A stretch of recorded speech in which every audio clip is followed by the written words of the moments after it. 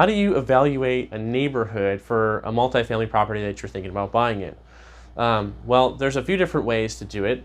Some that are more objective and some that are more just come with experience and come with knowing certain areas and what their tendencies are.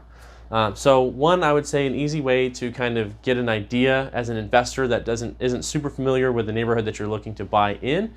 For example, if you don't live in California and you're looking to buy in Bakersfield, California, these next 2 points will be something that you can still look at to get a general idea for yourself without necessarily having to have boots on the ground.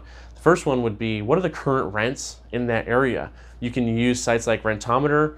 You can type in the address and you can type in the details of the property, of the units, and they can kind of give you a report of where the median rent price is for that neighborhood. It'll kind of give you an idea of what the other properties are listed for. I think with their paid program, you can actually get a list of what the properties are and what specifically those are renting for, what they've reported the rents as.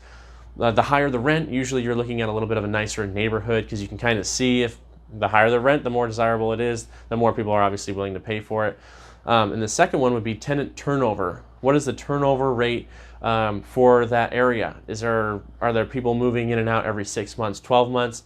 Are there a lot of long-term tenants that have been there for 10, 15 years or more? Obviously, the longer a tenant is there for, sometimes tenants every once in a while are there just because they have a $500 rent and they've been there forever because they never want the rent to increase. But if you're seeing that as a pattern around, that a lot of these people, even at the higher rent prices, are sticking around and staying there for several years, that's actually a sign that's a really good neighborhood. You're going to get long, steady tenants there for a long time that are probably going to take care of your property, and it's a little bit of a higher price point as well. And then the third point, this really is where you do need some boots on the ground. You need someone that has experience in whatever market that you're looking to go into. If you're looking to buy in a market that you're not familiar with, then contact some people. If you have any friends or family in there, find out where the good parts of town are. Obviously contact a realtor that knows the area a little bit. They can kind of show you what places, what's the vibe around town. So for Bakersfield, what parts do people have a negative connotation towards versus what are they absolutely going nuts for? What's the hottest part right now? You know, we have part of downtown Bakersfield and Oleander and Westchester that they're older buildings, and so some people would initially think that that's not as nice of a part of town, but that's one of the highest, most desirable parts of town in Bakersfield. And they're older buildings, it's a more established part of town, but that's where a lot of people want to live.